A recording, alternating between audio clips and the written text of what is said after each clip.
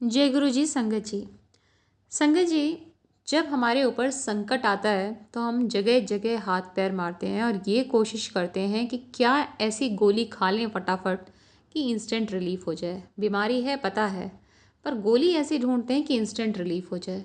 उस चक्करों में हम जगह जगह पंडितों के पास जाते हैं, कुछ लोग तांत्रिकों के पास भी जाते हैं। तो ऐसे ही जिन आंटी का मैं सत्संग शुरू करने जा रही हूँ, वो आंटी की ज़िंदगी में तबाही आ चुकी थी। उनके जो हस्बैंड हैं वो छोड़कर जा चुके थे और 4 बेटियाँ थीं। ससुराल वाले जो घर परिवार के लोग थे वो यही कोशिश कर रहे थे कि मर जाए तो स्यापा ख़त्म हो। बहुत दुखी वो आंटी, 4-4 बच्चों का खर्चा कैसे करें। तो ये पंडित के पास जाती हैं, पर इन बिटवीन ये गुरु जी से भी के पास चली जाती हैं, जाया करती थी। और एक अंकल जो जिनको ये भाई मानती थी, उनको भी ये गुरुजी के पास ले गई थी। तो अभी जो अंकल हैं ये काफ़ी चांदनी चौक जाया करते थे और वहाँ से जो जेम स्टोन्स होते हैं, पत्थर वगैरह, लोगों के कहने पर उन्हें लाकर दिया करते थे। तो अब ये आंटी किसी पंडित के पास जाती हैं और पंडित जी इन आंटी को एक रत्न बताते हैं इनके लिए और 4 अलग अलग रत्न बताते हैं इनकी बच्चियों के लिए। अब ये ना अपने जो भैया मुँह बोले भाई था, इसके पीछे पड़ती हैं कि भाई तू चांदनी चौक जाता है, मेरे लिए रत्न लेकर आ, ये लाना है, इतनी इतनी रत्ती का लाना है, इस दिन हम धारण करेंगे।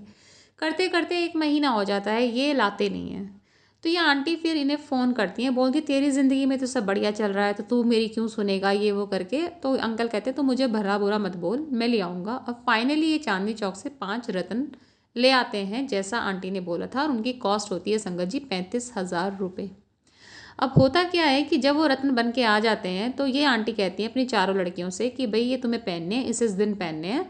तो ये बच्चे जो हैं साफ मना कर देते हैं कि हम तो पहनेंगे नहीं, क्योंकि गुरुजी पर हमें भरोसा है और गुरुजी रत्न पहनने को मना करते थे। तो अब ये आंटी अंकल को फ़ोन करती हैं कि भाई तू मुझे मारेगा तो नहीं। अंकल कहते हैं काम अगर ऐसे करेगी तो मारूंगा, बता क्या हुआ।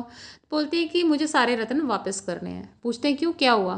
कहती कि भाई चारों बच्चों ने तो मना कर दिया है, कहते हैं हमें तो गुरुजी पर भरोसा है, हम तो पहनेंगे नहीं रत्न। अब 5वीं बची मैं, मेरा रत्न सबसे महंगा है। मुझे लगा कि मैं पहन लूँगी तो बच्चों का सारा जो प्रॉब्लम है वो भी ख़त्म हो जाएगा, क्योंकि मैंने पहन लिया। तो मैं उसको पहनना चाह रही थी, लेकिन मैं सुनार के पास ले गई और जिस दिन मुझे पहननी थी बृहस्पतिवार के दिन, देखा तो उसका जो साइज़ था मेरी कन्नी उंगली में भी नहीं आ रहा।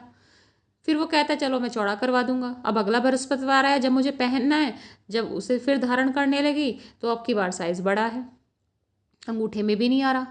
अब जब मैं तीसरी बार उस सुनार के पास ले गई, वो कहता है कि ठीक है अब की बार मैं ही बनाऊंगा। और अल्टीमेटली जिस दिन, उसका तो फ़ोन आया नहीं, जिस दिन मुझे धारण करना था, अब तीसरा बृहस्पतिवार आ गया, मैं उससे बोल रही हूँ भैया बनाई, तो वो हाथ जोड़ लेता है, कहता है पता नहीं मुझसे तो बन नहीं रही, आप कहीं और बनवा लो। कहते हैं अब इस इन बिटवीन मेरी एक लड़की का कॉलेज में एडमिशन होना था जिसमें 75,000 रुपये की कॉस्ट है, मुझे फ़ीस भरनी है। तो मुझे तो अभी अंगूठियाँ चाहिए नहीं, इन्हें बेच के जो पैसे मिलेंगे मैं उसमें फ़ीस में लगाऊंगी। अब ये अंकल कहते हैं कि वो तो 15 दिन के अंदर ही वापस करने होते हैं, अब तो 1 महीना होने को आया है, ये तो वो वापस लेगा भी नहीं। अब इनके रिक्वेस्ट करने पर अंकल और आंटी दोनों जाते हैं चांदनी चौक और उसके पास जाते हैं जिससे खरीदा था। वो कहता है मैं ये काम करता नहीं, मेरे भाई के पास जाओ। भाई के पास जाते हैं, वो कहता है लाओ पर्ची दिखाओ स्टोन्स की कि आपने हमसे लिए थे। अब आंटी पर्ची ढूंढ रही है पूरे पर्स में, उन्हें पर्ची दिख ही नहीं रही है। फिर भी उनका जो भाई है कुछ देर सोचता है, 10 मिनट लगाकर। उनको परिस्थिति बताई जाती है भाई ऐसे ऐसे प्रॉब्लम्स हैं घर में। तो वो कहता है मैं 35 तो नहीं दे पाऊंगा, 30 में ले लूँगा। और आंटी फटाफट 30,000 की गड्डी उठाती हैं, जो 10-10 हज़ार की गड्डियाँ थी, पर्स में डालती हैं और निकल लेती हैं। अब अंकल कहते हैं 5,000 का जो चपत लगी है ना, ये हमारी नालायकी की वजह से लगी है। अगर हम गुरुजी की बात मानते तो 5,000 का नुकसान नहीं होता। आंटी कहती है मैं तो पूरे रास्ते गुरुजी का भजन गाती हुई आई कि गुरुजी इस बार संभाल लो, आगे से गलती कभी ज़िंदगी में नहीं दोहराऊंगी, बस मेरे जितने पैसे निकल सकें आप निकाल लो। तो संगत जी, गुरु का जो कहना होता है ना वो ज़रूर मानना चाहिए, क्योंकि वो हमारे भले के लिए होता है। आंटी ने माना होता तो उन्हें इतनी सारी प्रॉब्लम से नहीं गुजरना होता।